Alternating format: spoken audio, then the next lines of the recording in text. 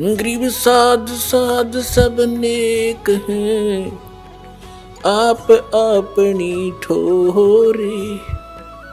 जो सतलोक ले जाएंगे वो साधु कोई और।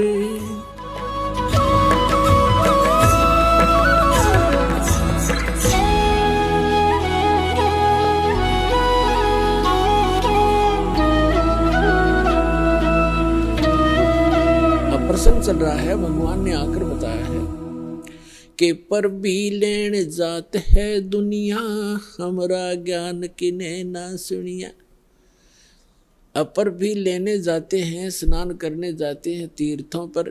ये तीर्थ क्या है, ये कैसे निर्मित हुए, इसके विषय में ब्रह्म पुराण में, ब्रह्मा पुराण में बहुत विस्तृत जानकारी है, और विष्णु पुराण के अंदर भी।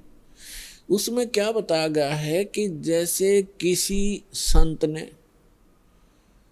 किसी सरोवर के किनारे या दरिया के किनारे बैठकर अपनी सुविधा अनुसार, यानी जल की आवश्यकता होती है अधिकतर जीव को नहाने पीने वस्त्र आदि धोने के लिए, और साथ में फिर भक्ति करते हैं।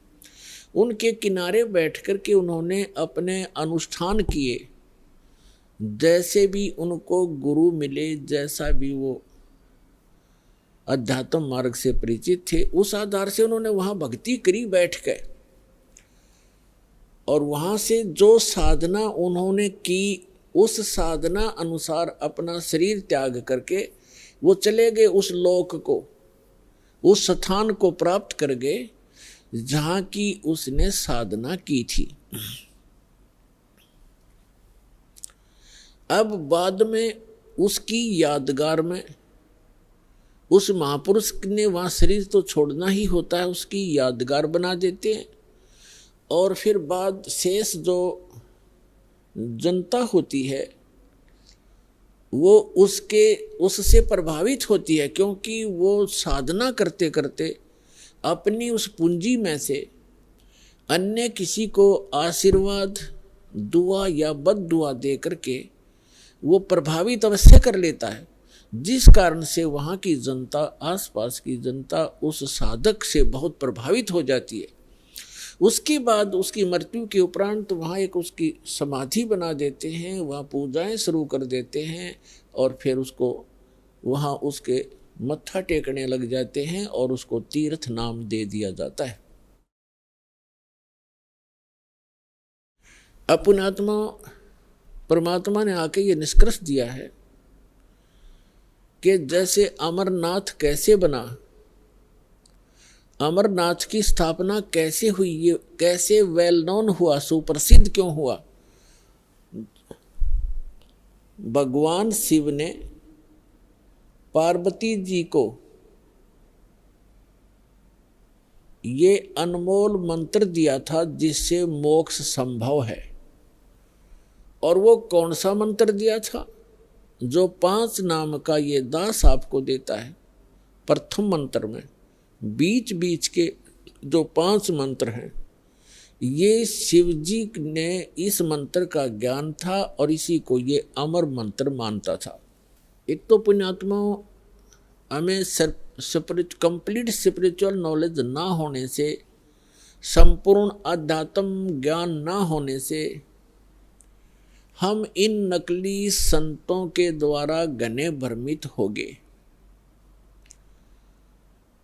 हम क्या सोचते हैं कि गुरुजी ने मंत्र दे दिया, नाम दीक्षा दे दी, और फिर क्या होता है, उन भ्रमित लोगों के पास जाकर के आप उनसे फिर प्रभावित हो जाते हो, जिनको कंप्लीट स्पिरिचुअल नॉलेज नहीं है, जिनको पूर्ण अध्यात्म ज्ञान नहीं है।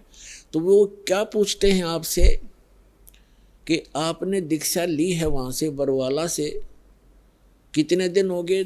1 महीना, 2 महीने, 1 वर्ष, 2 वर्ष, जैसा भी जिसको। फिर वो पूछते हैं क्या आपको भगवान दिखाई देते हैं, भगवान के दर्शन होते हैं? अब आपके पास इसका कोई उत्तर नहीं। तो पुण्यात्माओं, कहने का भाव ये है कि दास जो आज प्रसंग आपके समक्ष स्पष्ट करना चाहता है, एक विषय स्पष्ट करना चाहता है कि परमात्मा की प्राप्ति, परमात्मा के दर्शन से, मोक्ष की प्राप्ति परमात्मा के दर्शन से नहीं, उस परमात्मा के मंत्र से होती है। पहले तो ये प्रसंग स्पष्ट करते हैं कि अमरनाथ की स्थापना कैसे हुई। पुण्यात्मा, हमने पुराण बहुत पढ़ी हैं, पवित्र पुराण, लेकिन हमारे धर्म गुरु कोई निष्कर्ष हमें निकाल कर दे नहीं पाए,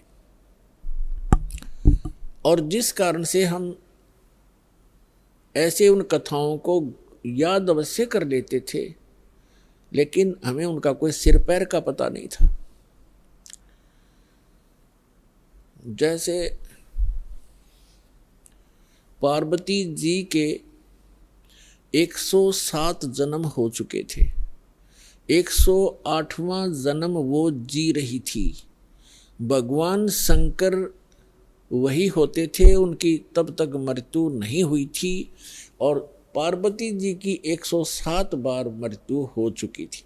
और भगवान शिव जब पार्वती जी की मृत्यु होती थी बड़े व्याकुल होते थे, उनका बहुत बुरा हाल हो जाता था उस पार्वती की मृत्यु के उपरांत, उसके वियोग में।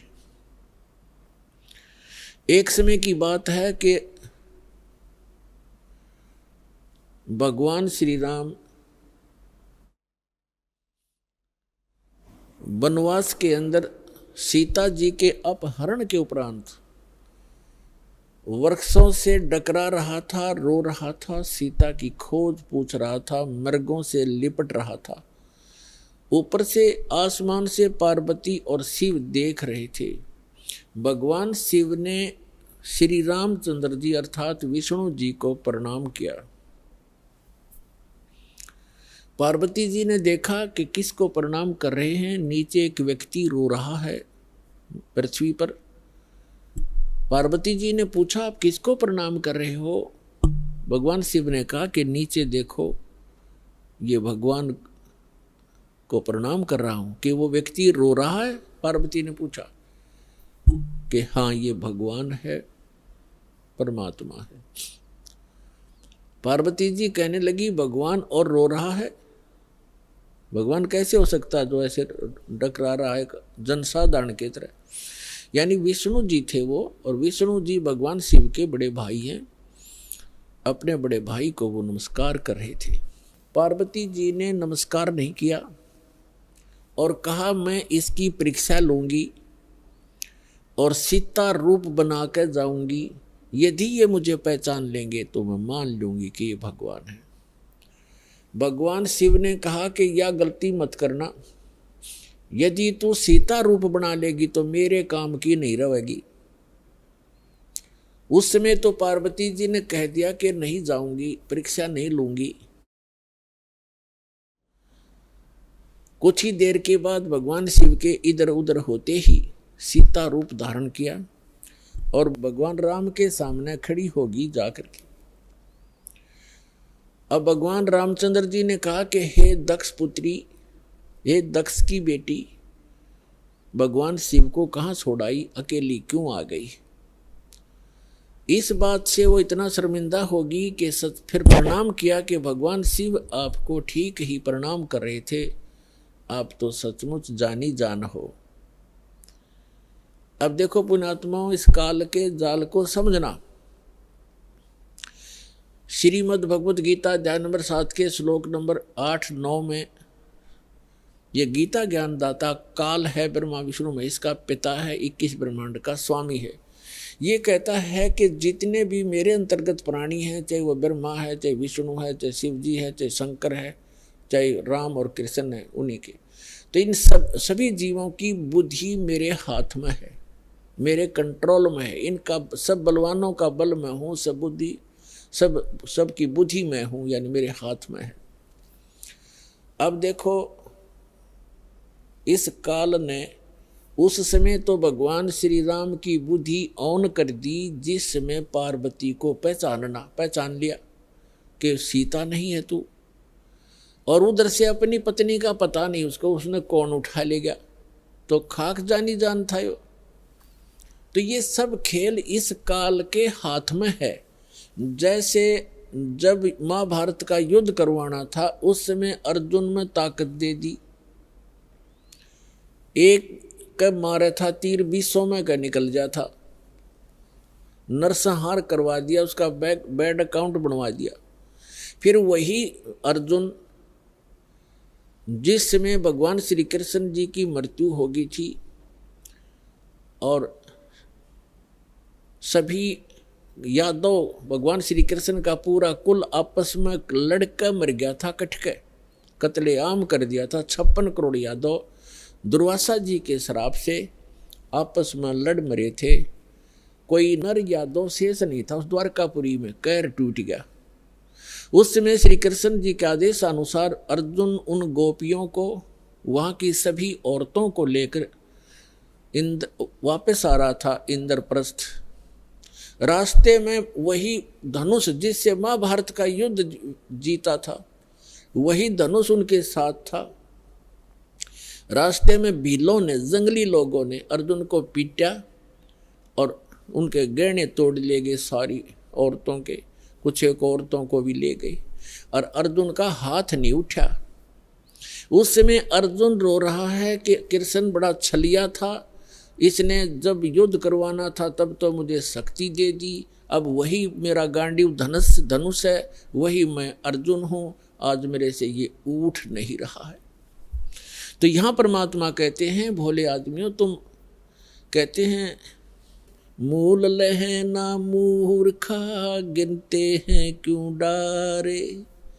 मूल लहे ना मूर्खा, ये गिनते हैं क्यों डारे, कि तुम इस जड़ से परिचित नहीं हो। इस सारे एपिसोड का जो भी महाभारत वगैरह हुए हैं, इसकी मूल कौन था? ये काल था। ये काल है, जब इसने अपना उल्लू सीधा करवाना तो पावर दे देता है, जब उसकी ब्रेन मट्टी होनी है छोड़ देता बाढ़ में जाओ। तो अर्जुन खड़ा खड़ा पिट रहा है। तो कहने का भाव ये है कि अब एक ही आज के सत्संग में आपको काल का बहुत सा जाल समझ में आओगा, और जिन पूजाओं को हम किया करते थे वो भी एक काल जाल ही आपको स्पष्ट होगा। अब क्या हुआ, पार्वती जी वापस आ गई कैलाश पर्वत पर अपने महल में। उधर से भगवान शिव की बुद्धि खोल दी काल ने, और उसके मन में ये पक्का हो गया कि यह अवश्य परीक्षा लेकर आई है। भगवान शिव ने पूछा कि पार्वती परीक्षा ले आई?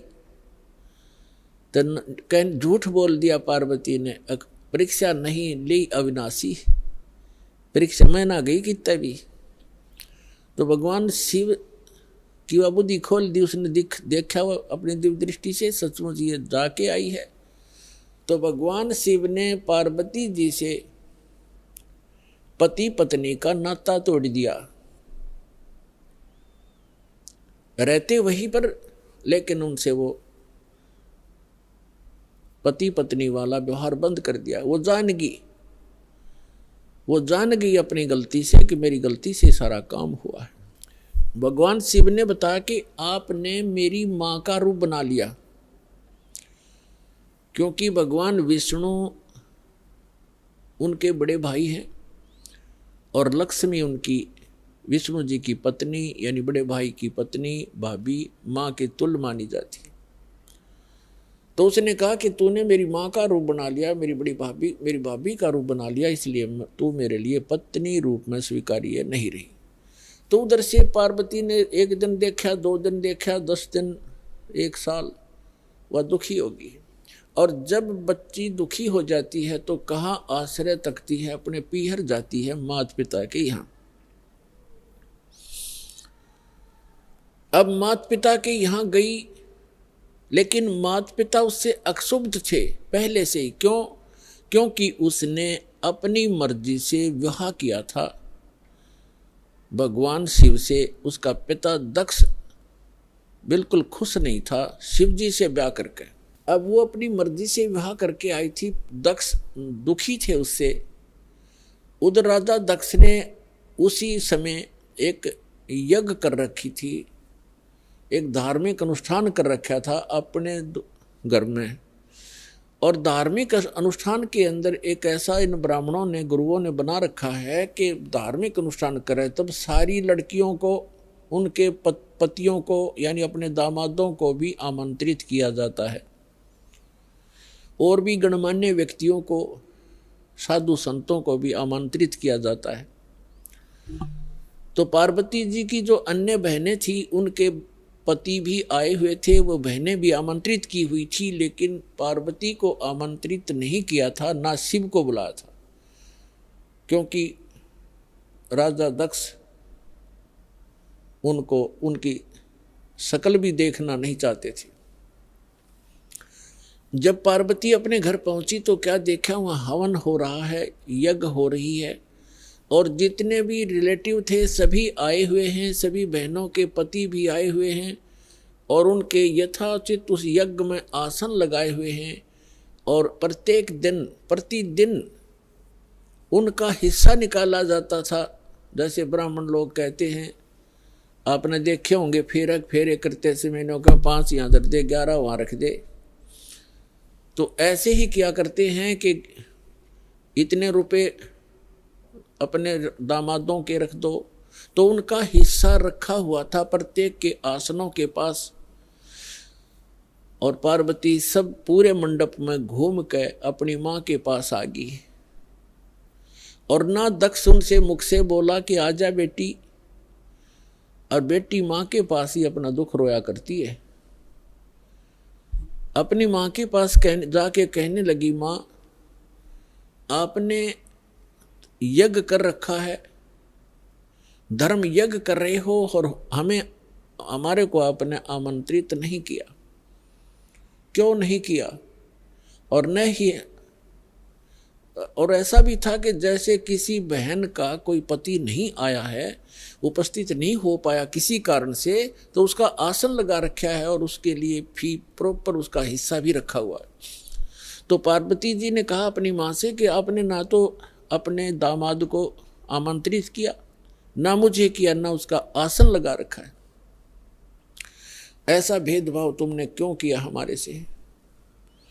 तब माँ ने कहा कि बेटी, ना तो तू मानती मेरी बात, ना तेरा पिता मानता, तूने भी अपनी मर्जी से ब्याह किया था, इससे तेरा पिता क्षुब्ध है, और ये इस कारण से तुम्हें बुलाया नहीं। तो पार्वती जी ने अपने पिता से प्रश्न किया कि आपने न तो अपना दामाद बुलाया, ना मुझे आमंत्रित किया, क्या मैं आपकी बेटी नहीं? तो दक्ष ने कहा कि मैं ना तेरी सूरत देखना चाहता हूं, और ना उस सर्प लपेटे हुए व्यक्ति को बुलाकर अपनी बेइज्जती करवाना चाहता हूं, और आपको किसने बुलाया? यहाँ पर आप जा सकती हैं। इस अपमान को वो पार्वती सहन नहीं कर सकी, और एक बहुत बड़ा हवन कुंड बना रखा था को 7-8 फुट नीचा, और उसमें ये, क्योंकि राजा का यज्ञ ब्राह्मण ने कुंड से अपने घर से डालना था कि घेर कर लकड़ और सोवा बरबर कड़छे घेरे पूरे लोटे के लोटे, और डीक पड़े हवन की। तो पार्वती ने कहा कि मैं करवाती हूँ तेरा यज्ञ संपूर्ण। ऐसा क्षुब्ध हुई, इतना गुस्सा मान के, और हवन कुंड में छलांग लगा कर जल गई। जल्दी सी हवन कुंड को बुझाया गया, तुरंत ही उसको निकाला गया, सारा शरीर जल गया, लेकिन अस्थि शेष रह गई, अस्थि पिंजर शेष रह गया। भगवान शिव को पता चला, ये बहुत लंबी कथा है। भगवान शिव ने फिर अपने ससुर का सिर भी काट दिया था, उसने काट दिया था, भैरव ने, जैसा भी। तो फिर क्या हुआ कि भगवान शिव जब आए तो उसने उस पार्वती के कंकाल को, जो केवल अस्थि पंजर था पूरे बॉडी का, उसको पार्वती जान के मोहवश इतना अंधे हो गए,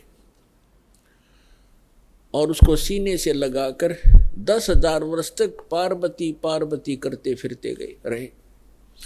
एक दिन भगवान ने सुदर्शन चक्र से उस पार्वती के टुकड़े टुकड़े कर दिए, उस अस्थि के, अस्थि पिंजर के।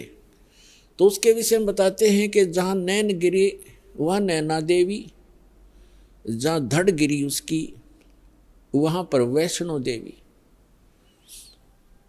ऐसे वैष्णो देवी और नैना देवी की स्थापना हुई क्योंकि वहाँ इन पार्ट्स ऑफ द बॉडी को, शरीर के अंगों को, जहाँ नैन गिरी थी वहाँ उनकी समाधि दे दी और उसकी एक यादगार बना दी कि यहाँ पर ऐसी घटना घटी थी, कहीं आने वाले समय में कोई इन ऐतिहासिक और पौराणिक बातों को झूठा ना सिद्ध कर दे, इसलिए वो यादगार बनाई थी। और आज वहाँ पूजाएं शुरू होगी। ऐसी जहाँ धड़ गिरा था वहाँ पर वैष्णो देवी बना दी, एक यादगार बना दी और उसको मंदिर का रूप दे दिया, जैसे कि आने वाले समय में ये चिन्ह बना रहे, ये अवशेष बने रहे।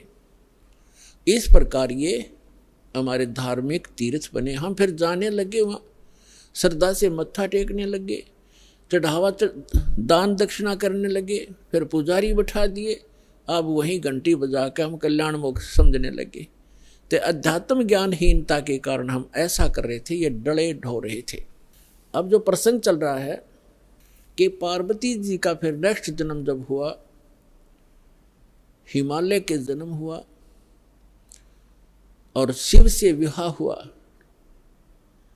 और भगवान शिव क्या करते थे कि जितनी बार भी पार्वती की मृत्यु हुई, उनके कंकाल को यानी रूंड को, इस हड्डी के सिर के ऊपरले हिस्से को वो निकाल लेते थे और उसको एक धागे में डाल करके रखते थे, ताकि वो गिनती करते थे कि कितनी बार इसकी मृत्यु होगी। 107 कंकाल सिर के भगवान शिव ने टांग रखे थे डोरी में, रस्सी में। और पार्वती पूछा करती थी कि ये क्या है, तो शिव जी टाल मटोल कर दिया करते थे कि ये मेरा कुछ अपना अनुष्ठान है, तू मत बोल। भगवान शिव ने बहुत बार पार्वती जी से कहा था कि आप भक्ति किया करो, देखो मैं भी करता हूं। तो पार्वती जी कहा करती थी कि मुझे तो भगवान मिल गए हैं, आप देवों के देव महादेव हो, मुझे क्या जरूरत है भक्ति करने की। भगवान शिव बहुत समझाया करते थे कि जीव को भक्ति अवश्य करनी चाहिए, साधना करनी चाहिए, उस परमात्मा की भक्ति करो। लेकिन पार्वती का गला या बात उतरा नहीं करती। पुण्यात्माओं, जिस प्राणी को सुख गणा है वो सुख इस प्राणी का महादुश्मन है। कबीर साहब कहते हैं, सुख के माथे पत्थर पड़ो जिसते नाम हृदय ते जावे, और बलिहारी व दुख के जो पल पल नाम रटावे। तो पार्वती को इतना सुख था, सभी देवी देव हाथ जोड़ा करते थे और सर्व ऐश्वर्य उपलब्ध थे, तो उसने क्या जरूरत थी भक्ति करने की। तो इसलिए भगवान शिव के पास जो मंत्र था वो स्वयं जाप करते थे, वो पार्वती जी को मंत्र बताया नहीं। एक दिन भगवान शिव सैर सपट्टे को गए हुए थे बाहर, पीछे से नारद जी आ गए और नारद जी बोले कि हे माता, आप जन्म और मरण के दुख को सहन कर रही हो और आपके घर में एक ऐसी अनमोल वस्तु है जिसके सेवन करने से आपका ये जन्म और मृत्यु मिट सकता है। तो पार्वती जी ने पूछा कि भाई नारद, ऐसी कौन सी वस्तु है, मुझे तो मालूम नहीं। उस नारद जी ने बताया कि आप भगवान शिव के पास एक मंत्र है, अमर मंत्र, और वो किसी को नहीं बताते और स्वयं मंत्र का जाप करते हैं, जिस कारण से वो अमर हैं। और उस मंत्र के अभाव से आप जन्म और मृत्यु को प्राप्त होते रहते हो। आपका 108वां जन्म है और भगवान शिव कांस्टेंट चल रहे हैं। और ये जितने भी ये कंकाल टंगे हुए हैं सिर के, रूंड तेरे, ये आपके हैं। आप 107 बार मर चुकी हो, 107 बार ही आपने भगवान शिव को ही वर रूप में चुना है। 107 जन्म आपके हो चुके, 108वां चल रहा है। तो पार्वती जी का यह बात खटकेगी कि सचमुच ये मेरे ही सिर हैं, अगर आपके ही है ये। लेकिन ये बात गले नहीं उतरे कि भगवान शिव के पास ऐसा मंत्र और मुझे ना दिया हो, मुझे ना देवे, क्योंकि वो मुझे बहुत प्यार करते हैं, मेरे लिए वो सर्वस्व सौंप सकते हैं, सब कुछ दे सकते हैं। ये नहीं हो सकता नारद जी। नारद जी कहने लगे कि देख ले माता, अभी तक आपने उनको एज ए हस्बैंड ट्रीट किया है, एज ए गॉड ट्रीट नहीं किया। अभी तक आपने उसको पति रूप में व्यवहार किया है, आपने उनको भगवान नहीं समझा। और जब तक आपके हृदय में यह डिमांड नहीं होएगी, गुरु जैसे गॉड गुरु जो होते हैं वो भगवान के तुल्य ही माने जाते। तो भगवान शिव उस समय इस मंत्र के प्रदान करने वाले गुरु थे। तो नारद जी तक कह के चले गए। अब पार्वती की नींद हराम होगी कि भगवान को आने दे, और मुझसे कोई अवश्य कोई ऐसी गलती बनी है जो ऐसी वस्तु को मुझसे छुपा रखा है, मैं अवश्य अभाग्नि कोई गलती कर रही होंगी। एकदम नम्रता आई। पहले तो पार्वती जी जैसे पति पत्नी बोलते हैं ऐसे बोला करती थी, और उस दिन आते ही चरणों में दंडवत प्रणाम किया और पैर पकड़ के रोने लगी। भगवान शिव ने पूछा कि किसने क्या कह दिया आपको, क्यों रो रहे हो, बताओ मुझे एक बार। तो पार्वती ने कहा कि आपके रहते मुझे कौन क्या कह सकता है, लेकिन मैं बहुत निकम्मी हूँ कि मैं ऐसी कोई गलती कर रही हूँ जिस कारण से आपने मुझसे एक अनमोल वस्तु छुपा रखी है। और मैं तो बालक हूँ, आप तो भगवान हो, बालकों की गलतियाँ माफ़ किया करते, मैं तो बालिका हूँ आपके सामने, और मुझे क्षमा करो, मुझसे कोई ऐसी गलती हुई। आपके पास एक अमोघ मंत्र है जिससे मेरा कल्याण हो सकता है। और तब भगवान शिव ने पूछा, भगवान शिव ने सोचा आज या कौन सा स्टेशन पकड़गी, या तो कदे भी इस बात के निकट भी नहीं थी, ना ऐसा मैंने कदे भाव देखा, ऐसी विनम्र नहीं देखी। तब उसने कहा कि तुझे कौन ऐसा भगवान मिल गया जो तेरी बुद्धि बदल दी। ये तेरे सतर का ज्ञान नहीं पार्वती, तेरी बुद्धि को मैं खूब जानता हूँ।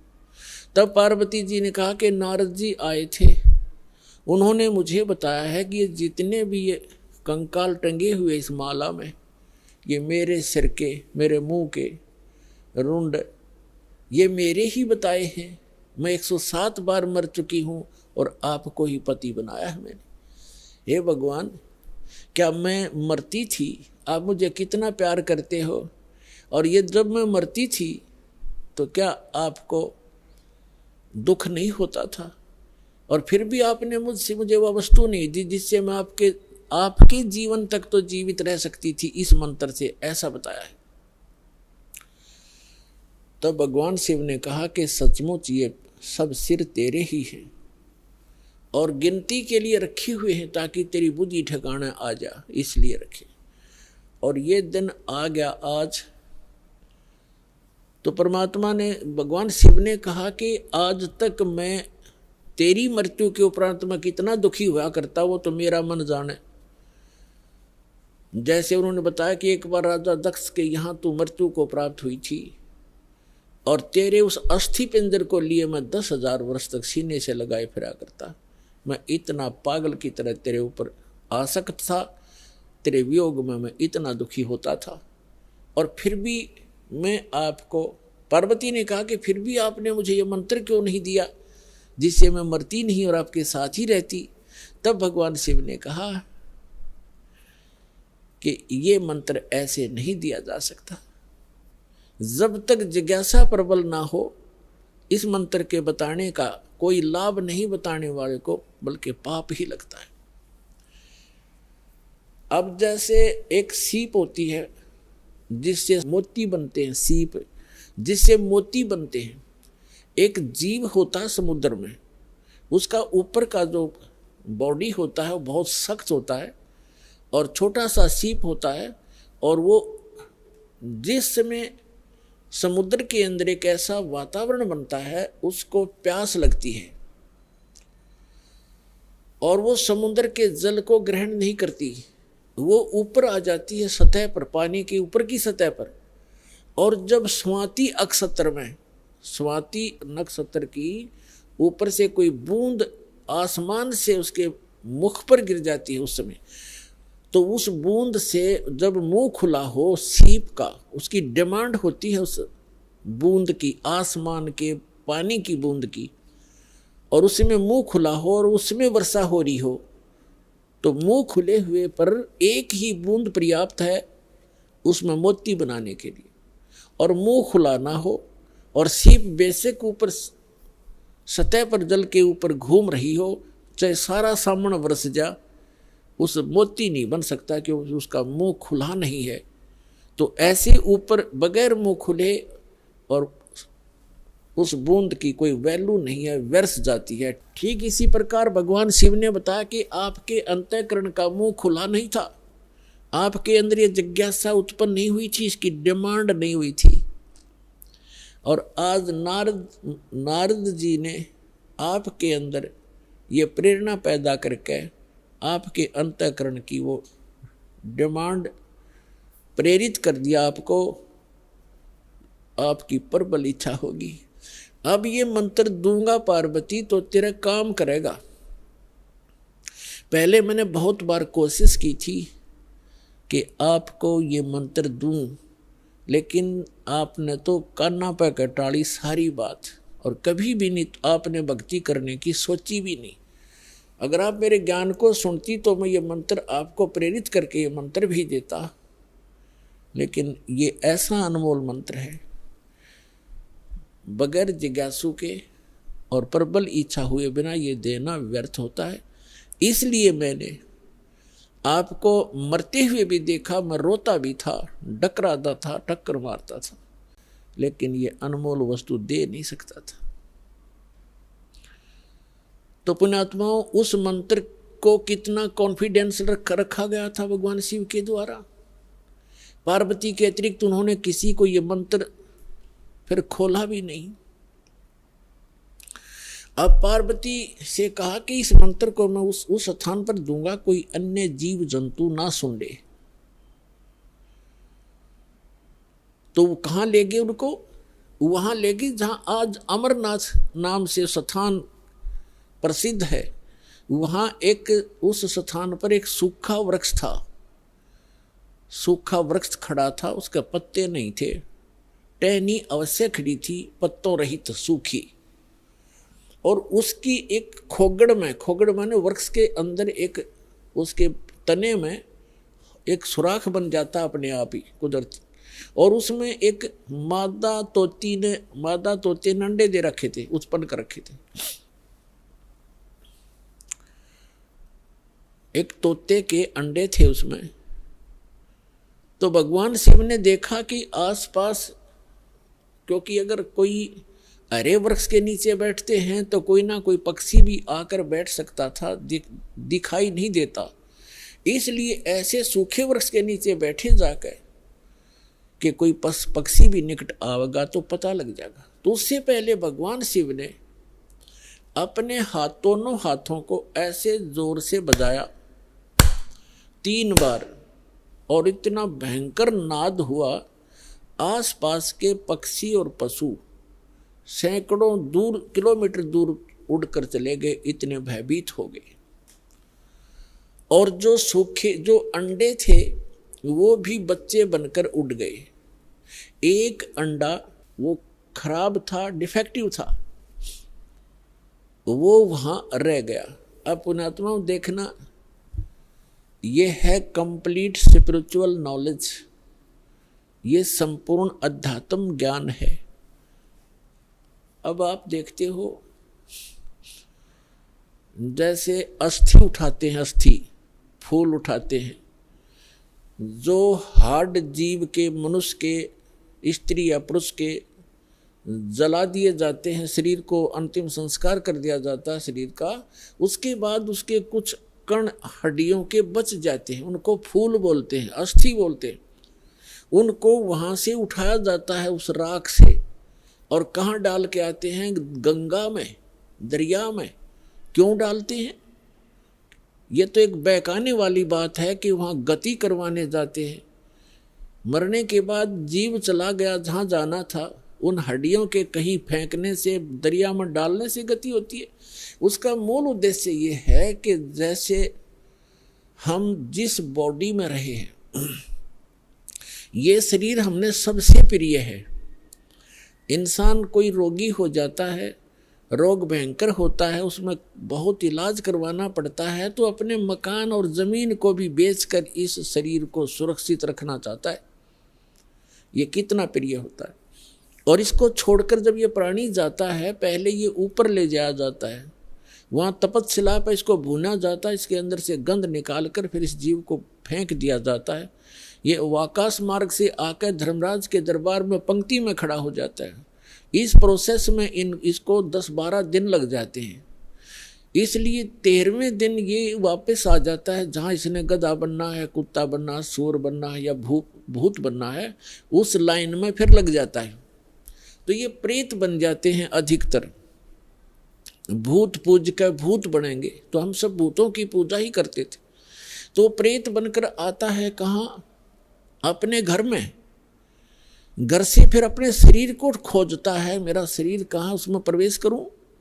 फिर वो वहाँ से चलता चलता जाता है, क्योंकि एक फिल्म सी बनी होती है, वो फिर वहाँ जाता है जहाँ उसका अंतिम संस्कार किया होता है। तो वहाँ अगर वो अस्थि नहीं उठाई जाती है तो वो जीव उन अस्थियों को चिपक जाता, मेरी है, ये मेरी है, उनका चिपका रहता वहाँ पर। और उन्होंने, जिन गुरुओं को ज्ञान तो था नहीं, उन्होंने सोचा कि ये अस्थि अगर यहाँ से उठा कर और कहीं फेंक आवें, दरिया में डाल दें, तो ये उस प्रेत का हाथ ना लगे, वो यहाँ चिपक कर ना बैठे इन शमशान घाट में, यहाँ गांव में ना रहे, कहीं और चला जा। इसलिए उसको उठाकर उनकी अस्थियों को जल प्रवाह कर देते हैं। वहाँ डालने के बाद फिर इसको पता ही नहीं लगता वो कहाँ गई। इनका ये उद्देश्य होता है कि वो वहाँ से जगह छोड़ जावे, उनकी खोज में उड़ा गंगा किनारे धक्के खाता रहे। तो पुण्यात्माओं, ये अस्थि उठाने की ये प्रक्रिया यहाँ से चली है। और इसे उठाओ या ना उठाओ, ये कोई फायदा नहीं, उसमें कोई लाभ या हानि नहीं है उस जीव को जो चला गया शरीर को छोड़कर बाद की क्रियाओं से। अब ऐसे ही जैसे आपको बहुत बार बताया है कि इस प्राणी को मानव शरीर 2 प्रकार से प्राप्त होता है। एक तो 84 लाख योनियों को भोग गए, एक टर्न वाइज एक मानव शरीर कंपल्सरी प्राप्त होता है। और दूसरे प्रकार का वो होता है जो शुभ संस्कारों से लगातार भी कई मनुष्य जीवन आपके पूर्व जन्म के पुण्य संस्कारों से हो जाते हैं। तो एक सुखदेव नाम के ऋषि हुए, फिर वो बाद में उनकी आत्मा 84 लाख योनियों को भोगती भोगती, और तोते का संस्कार था उसका। अब तोते में उसका इतना ही संस्कार था कि उस गंदे अंडे में ही उसकी वो अंडा उसके निमित्त था वो अंडा। जैसे गर्भ में ही कई बच्चे मर जाते हैं, तो उनका उतना ही संस्कार होता है उस मनुष्य जीवन का, तो वो पूरा कर लिया उसने। एक मनुष्य जीवन, गर्भ में मर जाना, बाहर आते ही मर जाना, इस तरह। अब उसका संस्कार था इतना ही कि उस अंडे में उसकी आत्मा आई और अंडा गंदा हो गया। अब उसके बाद भी वो उसका चिपका रहा कि मेरा है, वो आत्मा वही रही और बाकी अंडे जो स्वस्थ थे भगवान शिव की अपनी जो धारणा से कि आसपास कोई अंडा हो वो भी स्वस्थ हो जाए, तो वो उस ताड़ी बजाने से अंडे बच्चे बनकर और पक्षी बनकर उड़ गए। अब वो संस्कार था उसका ऐसा ही निर्धारित था कि वहाँ भगवान शिव कथा सुनावेगा पार्वती को, और उसके संस्कार से फिर वो परमात्मा, क्योंकि कोई भी ज्ञान उपदेश दिया जाता है पहले सत्संग किया जाता है, तो भगवान शिव ने पार्वती को पहले उस अमर परमात्मा की कथा सुनाई कि कोई ऐसी शक्ति है, इनको वैसे ज्ञान नहीं, लेकिन वेदों से जैसा इनको ज्ञान प्राप्त हुआ तो ये बता रहे थे कि पार्वती उस परमात्मा की भक्ति करनी चाहिए, उस भगवान की भक्ति से जीव का मोक्ष होता है। और मानव शरीर, इन देवताओं को भी ये मानव शरीर माना जाता है, और मानव शरीर ये भगवान की साधना उपासना के लिए ही प्राप्त होता है। और फिर वो बताने लगे कि ध्यान लगाओ, मैं बताता जाता हूँ, जहाँ टारगेट मैं आपको बताऊँ आपकी सुरती वहीं पहुँचे।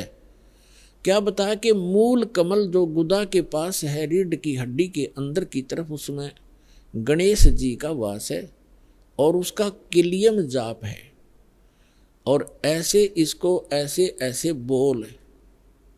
फिर बताया कि उससे 2 उंगल ऊपर सावित्री और ब्रह्मा जी का कमल है, उसका ये मंत्र है। फिर बताया शरीर के इसके ऊपर नाभि कमल है, उसमें विष्णु और लक्ष्मी का वास है, और वहाँ पर ये मंत्र है जो आपको दिए जाते हैं, इनको जाप करो। उसके बाद फिर हृदय कमल है, उसमें महादेव और पार्वती का स्थान है। अपनात्माओं, ये लीला आपको बहुत देर से समझ में आओगा। ये ज्ञान आपको पहले भी बताया है कि ये काल क्या लीला करता है। ये एक ब्रह्मांड के सर्वोपरि शिखर में, चोटी में, वहाँ 3 स्थान बनाकर रहता है, और वहाँ 3 ही रूप धारण कर लेता है, और वहाँ इस दुर्गा के ये 3 ही रूप बनाकर अपने साथ रखता है। जैसे एक एक रजोगुण प्रधान अक्षेत्र है, उसमें स्वयं ये चतुर्मुखी रूप धारण करके सावित्री रूप बनाकर अपने साथ रखता है। एक सतोगुण प्रधान अक्षेत्र है, उसमें ये स्वयं विष्णु रूप धारण कर लेता है और लक्ष्मी को और उसको दुर्गा को लक्ष्मी रूप में रखता है। और तीसरा वहाँ पर एक तमोगुण प्रधान क्षेत्र है, उसमें ये स्वयं अपना शिव रूप धारण करके, जैसा शिव आप देखते हो, और उसके 5 मुख हैं, उसके शिव के भी 5 मुख हैं। वहाँ पर जब ये बनाता है वो 2-1 भी रख लेता है, ऐसा इसकी लीला। तो वहाँ 10-10 भी मुख बना सकता है ये, वहाँ 10-1000 तक ये मुख बना सकता है ये काल। तो वहाँ ये शिव रूप में रहता है और दुर्गा को पार्वती रूप में रखता है। तो जो हमारे कमलों के अंदर जो हमने जो दिखाई देंगे देवता, वो वही उसी का रिफ्लेक्शन दिखता है। और वहाँ के इन स्थानों के इंचार्ज ये इनके पुत्र होते हैं, जहाँ इनके कार्यालय हैं, जैसे शिवपुरी है, विष्णुपुरी है, ब्रह्मापुरी है, ये अलग हैं, और वहाँ पर रिफ्लेक्शन उसका ही आता है। और वहाँ जो जीव इस मंत्र की साधना करते हैं, उनकी साधना का अकाउंट ये इसके पुत्र रखते हैं। जैसे हम ब्रह्मा जी और सावित्री का जाप करते हैं, तो वो अकाउंट इनके पास जाएगा, अकाउंट यही रखेंगे ये ब्रह्मा विष्णु महेश ही अलग से। तो पुण्यात्माओं, ये PhD का मार्ग है, धीरे धीरे आपका समझ में आएगा। तो यहाँ शिव बता रहा है कि हृदय कमल में शिव और पार्वती का स्थान है, इसके ऐसे 12 पंखुड़ियाँ हैं, इसका ये मंत्र है। फिर कंठ कमल में देख, ये दुर्गा का स्थान है, और इसमें इतने कमल हैं, 16 पंखुड़ी हैं, और इसका ये मंत्र है। तो ऐसे जब वो जाप करती हुई जा रही थी, फिर कहा कि त्रिकुटी में की तरफ चलो पार्वती। अब जो ही वो ऊपर को उठी, यहाँ से समाधिस्थ हो गई वो, क्योंकि पुण्यात्माएं जो होती हैं उनका शरीर एक बहुत कोमल होता है, उनमें इतने विकार नहीं होते जैसे हम कलयुग में आ गए। सतयुग में क्या था? सतयुग में प्रत्येक व्यक्ति कोई भी था, जन साधारण भी और ब्राह्मण गुरु भी, उनकी समाधि तुरंत लग जाया करती थी, क्योंकि शरीर इतना पिछले पुनः संस्कारों से इतना कोमल होता था, इतना स्वच्छ होता था, अंदर से सब नसें सब वो उनका साफ होता था, बहुत आसानी से समाधि लग जाती थी। तो ऐसी वो देव स्वरूप शरीर था पार्वती का, तो स्वयं उनका एकदम समाधि लग गई। वो अंदर सुरती उसकी कमलों में चली गई और उन कमलों में घुसकर वो नज़ारा देखने लगी। अब जैसे पुण्यात्माओं आप सिनेमा देखने जाते थे पहले, अब तो नहीं देखेंगे हम, पहले सिनेमा देखने जाते थे 3 घंटे, 3 घंटा का न्यू पता नहीं चला था किस में गए, क्योंकि कभी कुछ देख रहे हैं, कभी कुछ देख रहे हैं, कभी कुछ देख रहे हैं, 1 सेकंड में वो होया पावा था खत्म होगी भाई। और बस स्टैंड पे बस की इंतजार कर ले, 10 मिनट में 20 बार उठेगा, 10 बार बैठेगा, आई किसी आई। तो इस तरह हम जो समाधिस्थ ऋषि होते थे, इनकी काल रोल मारा करता, इन्हें मूर्ख बनाया करता। जैसे किसी भी एक कमल में ये प्रवेश कर गए, एक कमल जैसे टीवी चैनल में कोई चैनल ऑन कर लिया और उसमें जो भी नज़ारे हैं वो यहाँ से बिल्कुल हटकर हैं और वो ऐसे दृश्य हैं यो मन देखता देखता दंग रह जाता है, इसको पता नहीं चलता कितना समय बीत गया।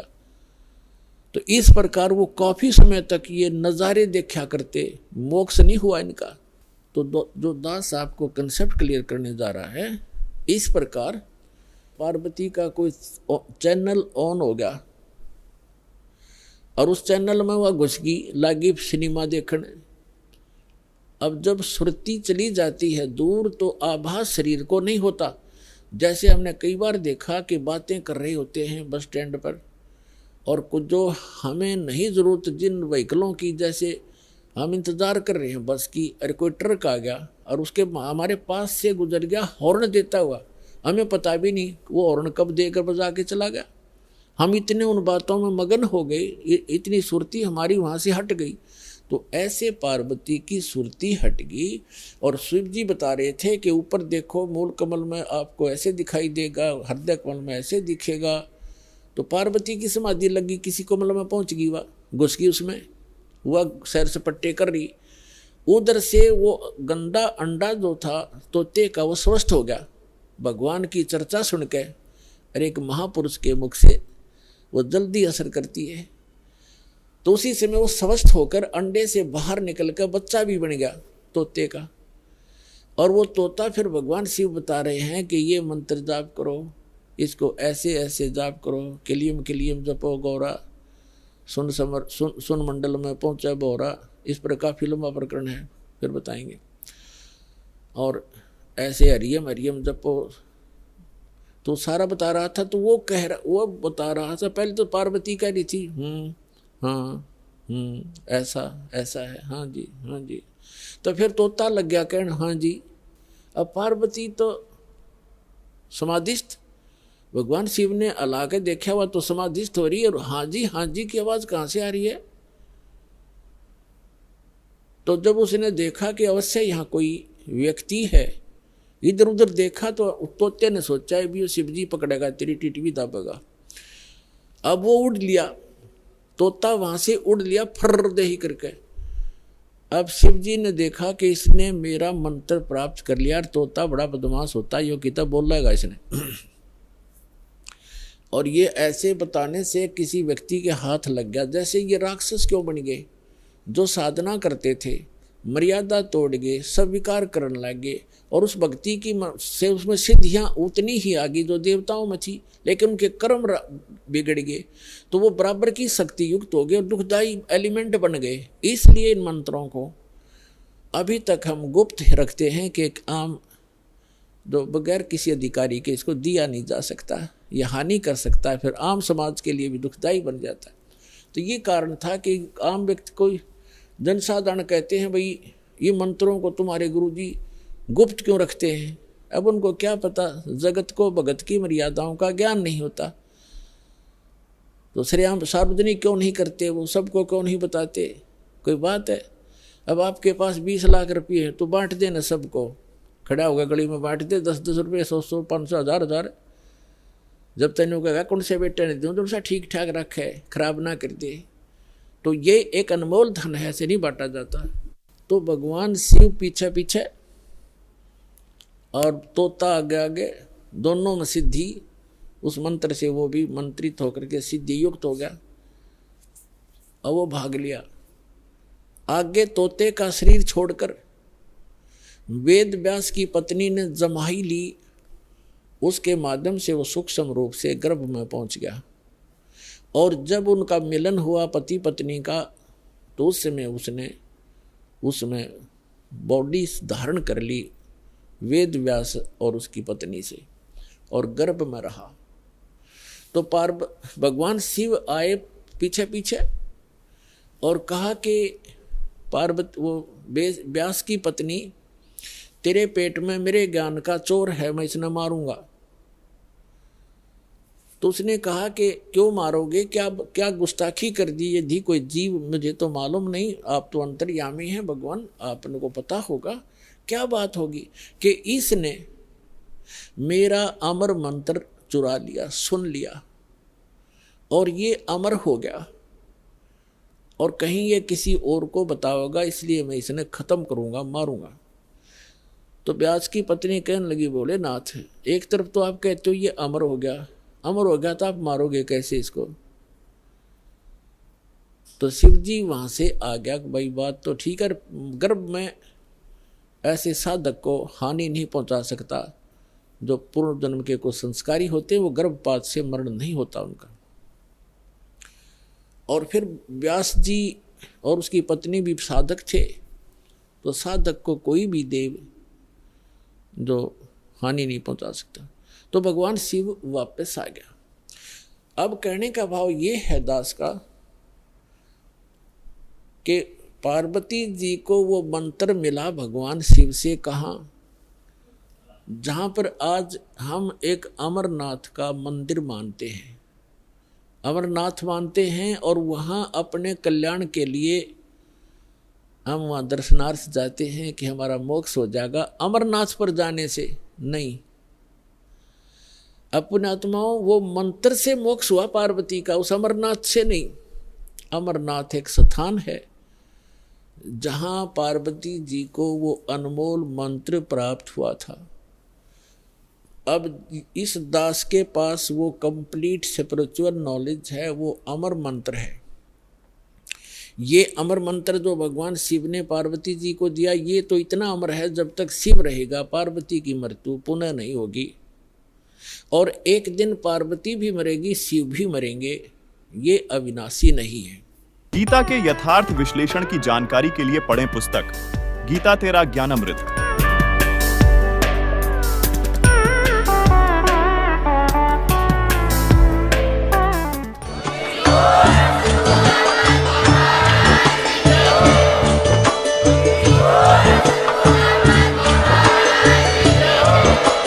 आप सुन रहे थे जगत गुरु तत्वदर्शी संत रामपाल जी महाराज जी के मंगल प्रवचन। अधिक जानकारी के लिए विजिट कीजिए हमारी वेबसाइट www.jagatgururampalji.org। संत रामपाल जी महाराज जी के शुभ आशीर्वाद से पूरे विश्व भर में 500 से भी ज्यादा नाम दीक्षा केंद्र हैं, जिन पर संत रामपाल जी महाराज जी द्वारा ऑनलाइन निःशुल्क नाम दीक्षा दी जा रही है। अपने नजदीकी नाम दीक्षा केंद्र का पता करने के लिए संपर्क करें 8222880541।